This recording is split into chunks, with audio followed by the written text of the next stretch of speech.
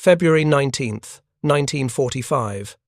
Dawn came cold and grey over Wormingford Airfield in England. Lieutenant Colonel Elwyn Righetti pulled his leather flight jacket tighter as he walked across the frozen tarmac toward his P-51 Mustang.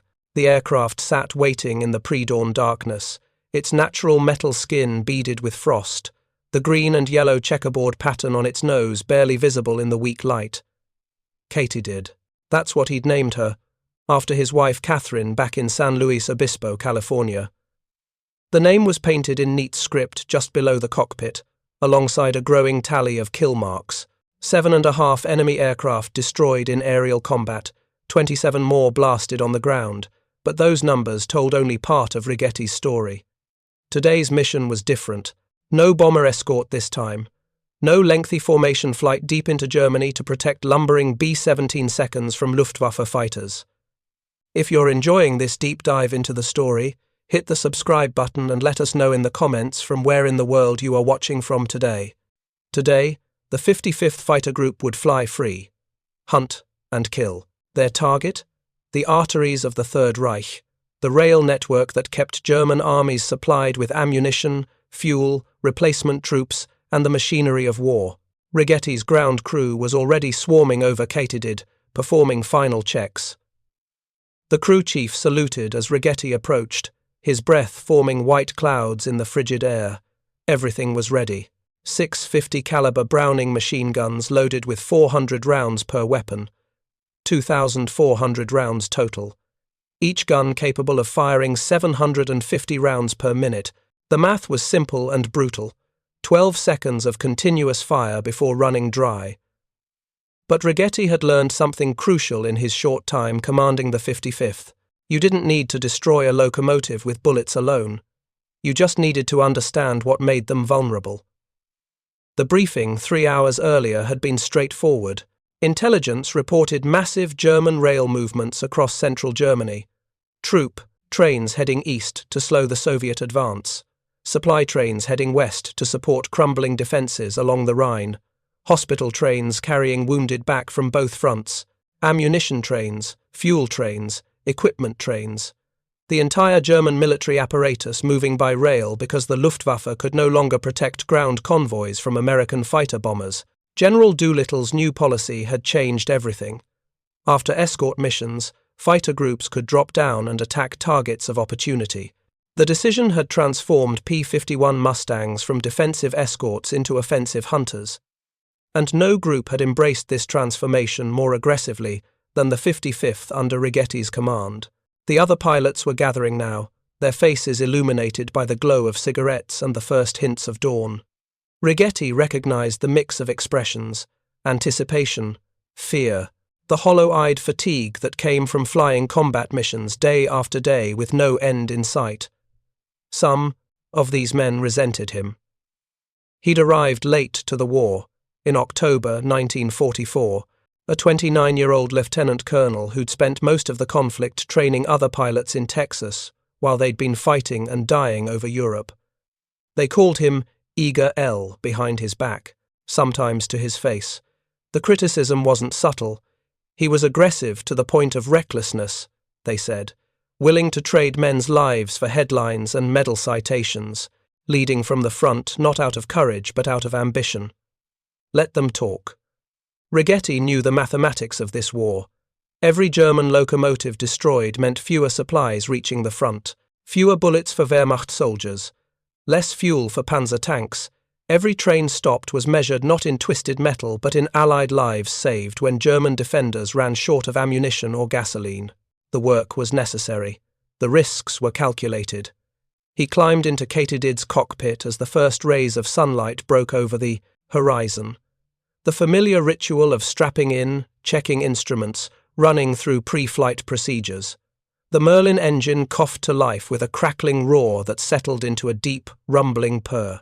Around him, dozens of other P-51 seconds were starting up, their combined thunder rolling across the airfield. Righetti checked his watch against the mission card strapped to his knee. 0645, time to hunt. The control tower gave the green light. Righetti eased Katydid forward, fishtailing the fighter to see around its long nose as he taxied toward the runway. Other aircraft fell in behind him in a long, weaving line. This was the burden of command, leading men into situations where some wouldn't return, making split-second decisions that determined who lived and who died. But it was also the privilege. To strike at the enemy with everything you had, to transform a middling, overlooked fighter group into something the Luftwaffe learned to fear. The runway stretched ahead. Righetti advanced the throttle. The Merlin's roar became a scream. Katydid accelerated down the concrete, faster, faster, until the tail lifted and then the wheels left the ground. The ground fell away beneath him. England became a patchwork of brown fields and dark hedgerows shrinking below. Behind him, the entire 55th Fighter Group clawed skyward in pairs and flights, forming up in the cold morning air. 72 P-51 Mustangs carrying nearly 180,000 rounds of 50 caliber ammunition, a flying arsenal hunting for targets that couldn't fight back effectively. Not that trains were defenseless. Intelligence had been clear about that. The Germans had learned. After months of watching Allied fighters tear apart their rail network, they'd adapted. Flak cars mounted with 20mm and 37mm anti-aircraft guns were now standard on high-value trains. The guns were positioned strategically, usually near the locomotive or at both ends, of longer consists. Veterans who'd survived the Russian front or North Africa manned them, men who knew how to lead a fast-moving target. German engineers had also adapted their tactics. When they spotted aircraft approaching, experienced crews would immediately vent steam from the locomotive's boiler, releasing internal pressure to prevent catastrophic explosion if the boiler was punctured. Some would abandon the train entirely, diving into ditches before the first bullets arrived. Others stayed at their posts, coaxing every last bit of speed from their engines, hoping to reach a tunnel or the cover of a railroad yard before the fighters caught them.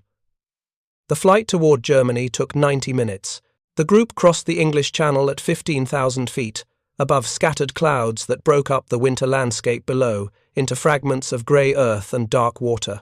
The French coast appeared, then passed beneath them. Occupied territory, though the Wehrmacht's grip was weakening, daily. Allied armies were driving toward the Rhine from the west, while Soviet forces ground westward from Poland. Germany was being crushed between two massive millstones. But it hadn't collapsed yet. Couldn't collapse, as long as its armies remained supplied and mobile, as long as trains kept running.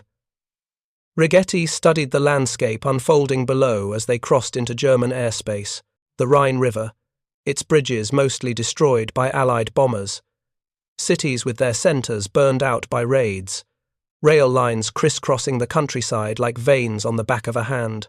Some showed signs of previous attacks, craters near tracks, burned-out hulks of locomotives pushed to the side, repair crews working to restore damaged sections. But most tracks were operational. The Germans were efficient at repairs. A destroyed locomotive could be cleared and track rebuilt in 12 to 18 hours by dedicated repair crews working through the night. That's why the campaign had to be relentless. Why? Righetti pushed his pilots so hard. Damaging the German rail network was like trying to kill a hydra. Cut off one head and two more grew back. Unless you cut off enough heads simultaneously that the beast bled out before it could regenerate. The radio crackled. Squadron leaders reporting their positions, confirming targets, coordinating the attack. Righetti divided his force. 18 aircraft would continue as top cover, watching for any Luftwaffe fighters that might interfere. The remaining 54 would descend to hunting altitude, 4,000 feet. That's where the hunt began. Low enough to spot targets clearly, but high enough to have room to dive when opportunity presented itself. Righetti took his squadron lower, dropping through scattered clouds into the clear air above central Germany. And there, threading through the landscape like dark ribbons, were the rail lines. Within minutes, the first call came over the radio. Contact. Train heading east, 10 miles north of Kassel. Looks like mixed freight. Maybe 20 cars. Righetti banked toward the reported position. Other pilots were calling out additional sightings now. The German rail network was busy this morning. Targets everywhere. Stay in your sectors, Righetti ordered over the radio. We work systematically. Hit everything that moves, but watch for flak cars. Come in from angles they can't cover. Single passes only, then clear out. Don't give them time to track you. He spotted his first target 3 minutes later. A long freight train moving south through a valley, its locomotive trailing a plume of dark smoke as it laboured up a grade. 25 cars at least. Could be supplies, ammunition, troops, equipment. Didn't matter. Every car destroyed was a disruption to German logistics. Righetti rolled, Katydid inverted, and pulled through into a steep diving attack. The altimeter unwound rapidly as he plummeted toward the train. 4,000 feet, 3,000, 2,000. The locomotive grew larger in his gun sight, its details becoming clear. The angular cab, the cylindrical boiler, the tender behind it piled with coal. 1,500 feet. The train crew spotted him. The locomotive's whistle shrieked a warning. Steam suddenly billowed from vents as the engineer released pressure. Smart man, trained veteran who'd been through this before. 1,000 feet. Righetti centered the locomotive in his gun sight. His thumb found the firing button. 500 feet. He squeezed. The Mustang's 650s erupted simultaneously. The sound was like ripping canvas, amplified 100 times. The fighter shuddered as recoil fought against its forward momentum. Tracers arced down toward the locomotive, every fifth round visible as a streak of red fire. The other 4 invisible rounds in each burst followed the same trajectory, 50 caliber bullets at close range hitting a steam locomotive. The effect was devastating. Rounds punched through the locomotive's thin boiler plating, like tissue paper. Superheated steam at 300 pounds per square inch pressure exploded outward through dozens of holes simultaneously. The locomotive disappeared in a massive white cloud that expanded in all directions. Righetti held the trigger down as he flashed over the train, his bullets walking down the line of cars behind the locomotive. Sparks flew where rounds struck metal. Wood splintered, glass shattered. A boxcar carrying ammunition detonated in a massive orange fireball that Righetti felt as a shockwave that rocked Katydid even as he roared past at 300 miles per hour. He pulled hard on the stick. 6 gravities pressed him down into his seat as the Mustang clawed for altitude. The ground that had been rushing up to meet him fell away again. Behind him, the train was a chaos of destruction. The locomotive lay wrapped in its own steam cloud, immobilized. The burning ammunition car had set adjacent cars ablaze. The entire consist was stopped, blocking the telemate existed. Line. 1 down. The radio was alive with similar reports. All across the hunting zone, pilots were finding targets and attacking. Locomotives destroyed, trains stopped, railcars burning. The coordination was beautiful in its efficiency. Decades of training and doctrine distilled into this moment. Young men in their 20s, most of them, executing attacks that would have been considered suicidal just years earlier. Righetti climbed back to altitude and immediately spotted another target, passenger train, which meant possible troop transport. He set up his attack run, checked for flak cars, found none, rolled in. This crew tried to fight. As Righetti dove, he saw muzzle flashes from the train. Small arms fire. Rifles and machine pistols wielded by Wehrmacht soldiers leaning out of passenger car windows, shooting desperately at the diving fighter. Their bullets might as well have been thrown rocks. The closing speed made accurate aim impossible, and even if they hit, standard infantry, weapons lacked the penetrating power to damage a P-51. Righetti's 50s spoke again. The locomotive's boiler exploded exactly as the first one had. He raked his fire along the passenger cars, not aiming at the soldiers, but at the wheels, the coupling mechanisms, the vulnerable mechanical systems that kept the train mobile. Disabled was just as good as destroyed. He pulled up and looked back. The train was stopped, tilting as cars began derailing from damaged wheels and bent rails torn up by his bullets' impacts. Soldiers were bailing out, abandoning the train, scattering into the countryside. 2 down. And so it went, for the next 90 minutes. A systematic dismantling of German rail operations in one sector of central Germany. Righetti and his squadrons worked their way across the landscape like farmer reaping wheat. Every train they found, they attacked. Every locomotive they saw, they destroyed. The technique was refined through bitter experience. Come in fast and low, from an angle that minimized exposure to flak. Aim for the locomotive's boiler, that massive, vulnerable pressure vessel that exploded so spectacularly when punctured. Shoot into tender cars to ignite coal or oil. Target boxcars that might contain ammunition or other explosives. Watch for secondary detonations. Pull out hard and fast before flak gunners could track you. Some trains fought back effectively. Righetti's third attack drew heavy flak from a train that had 2 flak cars, one near the locomotive and one at the rear. 37mm cannons firing time-fused shells that exploded in black puffs of shrapnel at his altitude. He rolled hard, jinked left then right, spoiling their aim as he dove. The flak shells burst around him, close enough to hear their sharp cracks even over his engine's roar. His bullets found the locomotive despite the defensive fire. It died in the familiar explosion of steam and smoke. But as he pulled up, one of the flak shells detonated close enough that shrapnel punched holes in Katydid's left wing. Nothing critical, but a reminder. These attacks were never safe. Every run risked catastrophic damage from a single well-aimed shell. 3 down, 4 down, 5 down. The tally mounted. Other pilots were having similar success. The radio chatter told the story. Got 2 on the line near Gotha, both destroyed, one's burning. Train in the rail yard at Erfurt. Stopped. Multiple cars destroyed. Locomotive hit and stopped near Weimar. Secondary explosions. Might have been ammunition. Righetti coordinated the chaos, directing flights toward new targets, pulling pilots back who'd expended their ammunition, maintaining the top cover to protect against Luftwaffe fighters that never came. The German Air Force was conserving its dwindling strength, husbanding fuel and jets for more critical missions than defending trains from American fighters. By mid-morning, most of the 55th's aircraft were Winchester, out of ammunition, fuel gauges, reading half or less. Time to go home. Righetti assembled his scattered force, counting aircraft as they reformed. Most were damaged to some degree. Bullet holes from ground fire, shrapnel damage from flak, one pilot reporting rough-running engine after taking fire in his cooling system, but they were all airborne, all heading home.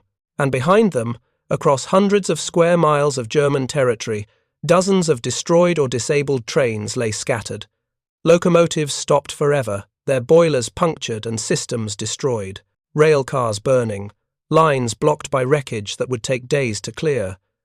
The return flight seemed longer than the outbound journey.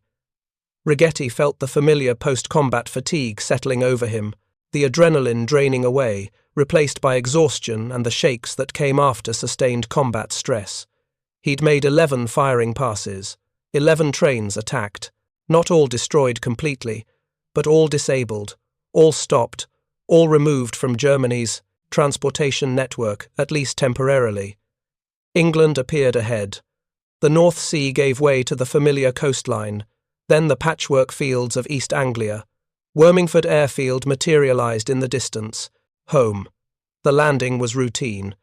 Righetti set Katydid down smoothly, the tires barking as they touched concrete. He taxied to his revetment where his crew chief was already waiting, concern evident on his face as he saw the damage to the wing. Righetti climbed out stiffly, his muscles sore from hours in the cramped cockpit and the repeated high-G pullouts. The ground felt unsteady beneath his feet, a common sensation after long missions. He walked around Katydid, inspecting the shrapnel holes, the empty ammunition bays where 2,400 rounds had been loaded just hours earlier. The crew chief whistled at the wing damage. "Close one, sir." "They all are," Righetti replied. The intelligence debriefing took 2 hours, each pilot reporting their attacks, describing targets, estimating damage. The intelligence officers tallied the claims, cross-referencing with gun camera footage where available, calculating the day's toll on German rail operations. The technical challenges of train busting were often underestimated by those who hadn't experienced it firsthand. From the outside, the mission seemed straightforward. Find a train, dive down, shoot it, pull up and leave. Simple. The reality was infinitely more complex and dangerous. A locomotive presented a small, fast-moving target to a pilot, approaching at 300 miles per hour. The engagement window lasted only seconds. Miss on the initial pass and the flak gunners had your timing, your approach angle, your tactics. If you find this story engaging, please take a moment to subscribe and enable notifications. It helps us continue producing in-depth content like this. The second pass was always deadlier than the first. Righetti drilled his pilots constantly on the proper technique. The approach had to be calculated precisely. Too steep a dive and you'd pull so many Gs in the recovery that your vision would grey out or you'd black out entirely, flying blind at treetop level, where any mistake meant instant death. Too shallow and you'd present a longer exposure to ground fire, giving flak gunners more time to track and kill you. The optimal attack angle was roughly 45 degrees, diving from about 4,000 feet to weapons release at 500 feet or less. This gave you enough speed to make accurate fire difficult for ground gunners while maintaining sufficient dive angle to put rounds on target effectively. But the math changed with every variable: wind speed and direction, your aircraft's current weight and fuel load, the train's speed and direction, the terrain around the target. Experienced pilots developed an intuitive feel for these calculations. They could glance at a target, assess the situation in seconds, and set up a perfect attack run without conscious thought. It was muscle memory and pattern recognition developed through dozens of repetitions, the same way a professional baseball player doesn't consciously calculate the trajectory of a fly ball, but simply knows where to be when it comes down. Righetti was exceptional at this. His civilian flying experience before the war, his years as an instructor, his natural aptitude for three-dimensional thinking, all combined to make him extraordinarily effective at ground attack. Other pilots watched him work and tried to imitate his technique, but few could match his consistency. The psychological dimension was equally challenging. Diving toward the ground at terminal velocity while people shot at you required suppressing every survival instinct. Your lizard brain screamed at you to pull up, to climb, to get away from the danger. Overriding that instinct, deliberately flying into concentrated anti-aircraft fire, took a special kind of mental discipline. Some pilots never developed it. They'd attack tentatively, releasing weapons too early and too high, their bombs or bullets falling harmlessly away from the target. Or they'd freeze at the critical moment, unable to commit to the dive, aborting the attack and cycling back around only to abort again. These pilots were quietly transferred to other duties. Ground attack wasn't for everyone. Others developed it too well, becoming addicted to the adrenaline rush of low-altitude combat. They'd make unnecessary additional passes, taking excessive risks for marginal gains. These pilots tended to have short careers. Luck ran out quickly when you pushed it too hard too often. The best pilots, including Righetti, maintained a balance. Aggressive but not reckless, brave but not stupid. Willing to take calculated risks but not suicidal ones. The strain accumulated over time. Every pilot had a breaking point, a moment when the accumulated stress of sustained combat exceeded their ability to cope. Some reached it after a few missions. Others flew 100 missions before the cracks started showing. Nightmares, shaking hands, an inability to relax even when not flying, drinking too much, isolating from their comrades. Righetti showed signs of strain by early April 1945. His letters home became more reflective, less focused on daily details, and more on abstract thoughts about purpose and sacrifice. He mentioned being tired, being ready for the war to end, wanting to come home. His pilots noticed the exhaustion around his eyes, the way his hands sometimes shook during briefings. But he kept flying, kept leading. The war was so close to being over. Just a few more weeks, maybe days. He'd started this journey. He would see it through to the end. That sense of duty, that refusal to quit before the job was done, was simultaneously his greatest strength and his fatal flaw. The infrastructure that supported the train-busting campaign was itself remarkable.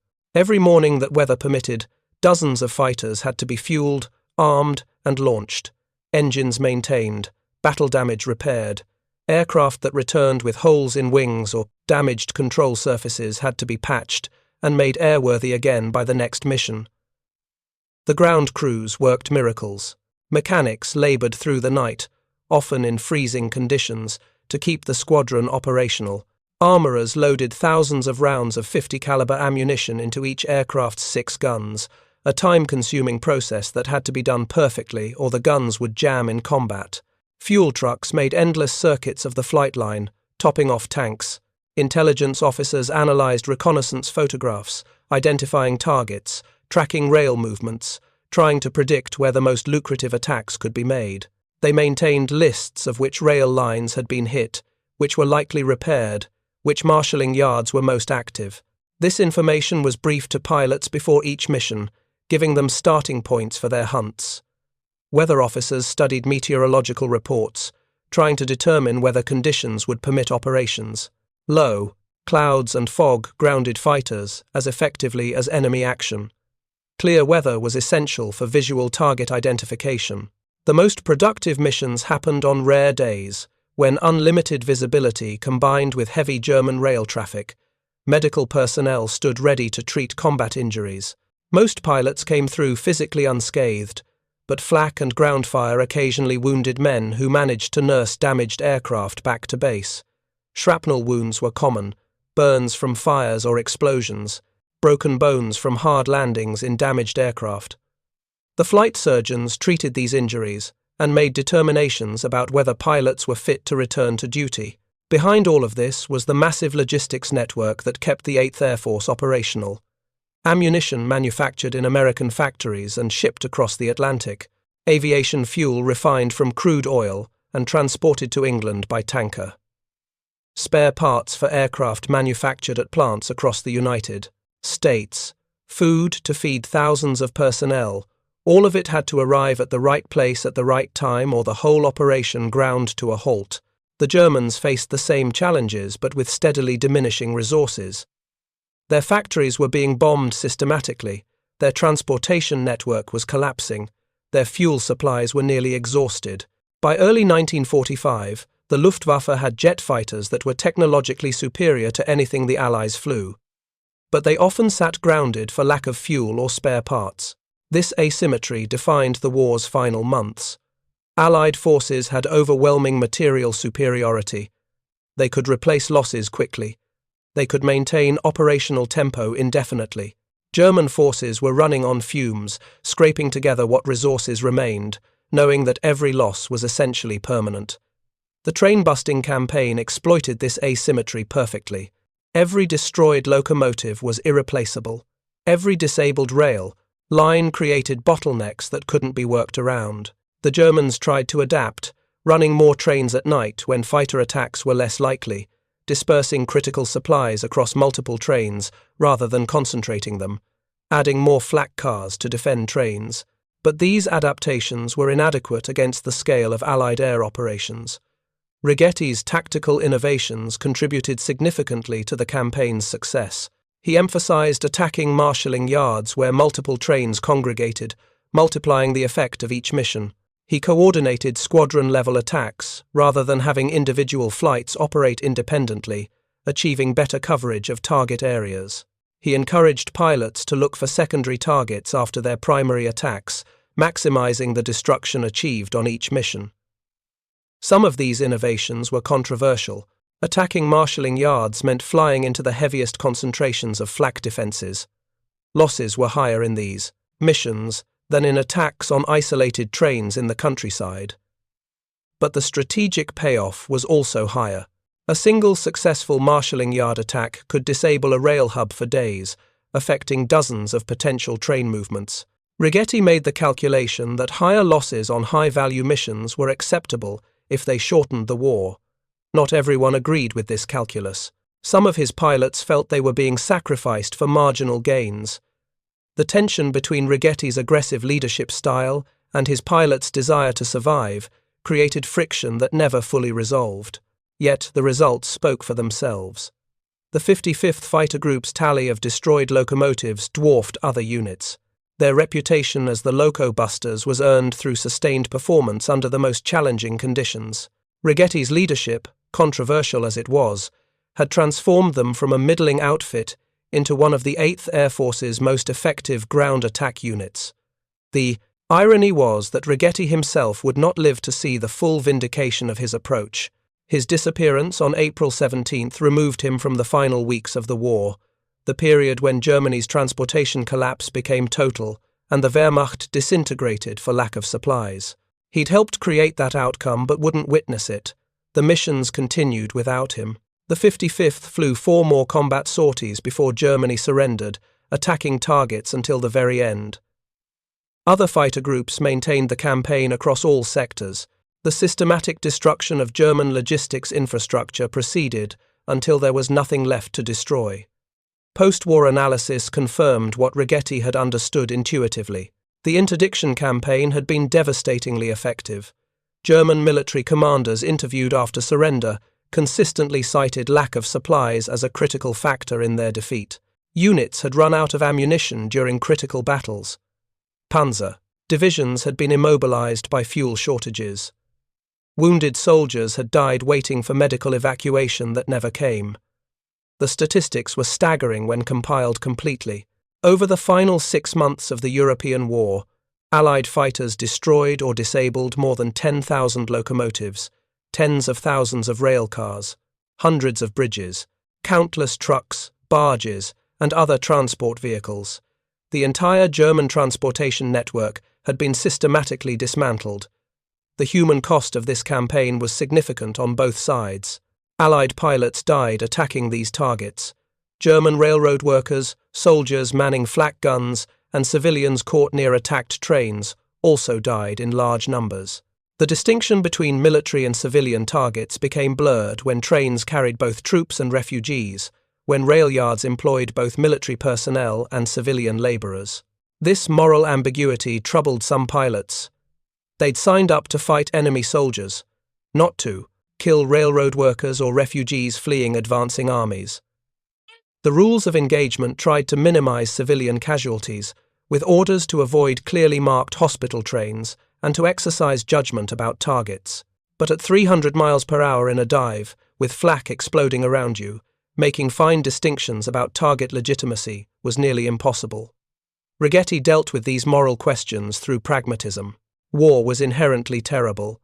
Trying to make it clean or fair was impossible. The goal was to win as quickly as possible, minimizing total suffering by shortening the conflict. If that meant some morally ambiguous missions, so be it. The alternative was prolonging the war, which would ultimately cause more suffering for everyone. This utilitarian calculus was easier to maintain from the cockpit than in retrospect. Decades after the war, some veterans struggled with memories of attacks that had killed civilians. The image of a train full of refugees being strafed by mistake, or a civilian worker caught in the wrong place when bullets started flying. These memories haunted men who'd simply been doing their duty as they understood it at the time. The campaign's legacy in military doctrine was substantial. Post-war military theorists studied the train-busting operations extensively, drawing lessons about interdiction, about the importance of disrupting enemy logistics, about the capabilities and limitations of fighter bombers in the ground attack role. These lessons influenced Cold War planning and subsequent conflicts. The Vietnam War saw extensive use of interdiction missions, attempting to disrupt North Vietnamese supply lines along the Ho Chi Minh Trail. The tactics were direct descendants of World War II train busting, fighters diving to low altitude to attack trucks and supply depots. The differences were technological, with more sophisticated weapons and sensors, but the fundamental concept remained unchanged. Modern conflicts continue to emphasize interdiction. Precision-guided munitions allow destruction of logistics targets with far less risk to aircraft and aircrew than World War II strafing runs required. Satellite reconnaissance provides real-time tracking of enemy movements, but the strategic principle that Righetti executed so effectively, the idea that destroying enemy supplies is as important as destroying enemy forces, remains central to military planning. His personal story became less well known over time. The famous aces of World War II, men like Chuck Yeager and Bud Anderson, maintained public profiles after the war. They wrote books, gave interviews, attended air shows and reunions. Righetti couldn't do any of that. He was gone, missing, presumed dead. His story preserved only in official records, and the memories of men who'd served with him. Those memories were complex and sometimes contradictory. Some pilots remembered him as an inspirational leader who led from the front and never asked them to take risks he wouldn't take himself. Others remembered him as a glory hunter who pushed too hard and didn't value his men's lives appropriately. Both perspectives contained elements of truth. The complexity of his character, the mix of courage and ambition, duty and recklessness, made Righetti a fascinating figure precisely because he wasn't easily categorized.